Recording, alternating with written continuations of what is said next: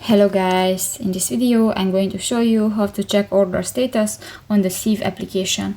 But first of all, I just want to mention, please don't forget to subscribe to our channel, because at 100,000 subscribers we are going to show you all YouTube revenue statistics and growth strategy, how to make money online. So let's jump into it.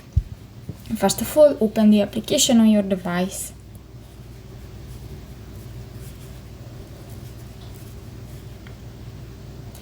That's the home screen, and go to the lower bar at the lower side of the screen and click the third option, the service.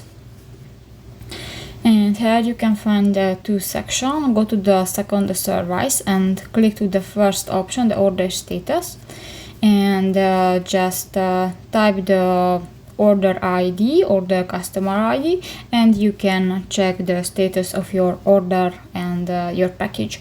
So that's pretty much it for this video, guys. See you in the next one. Bye bye.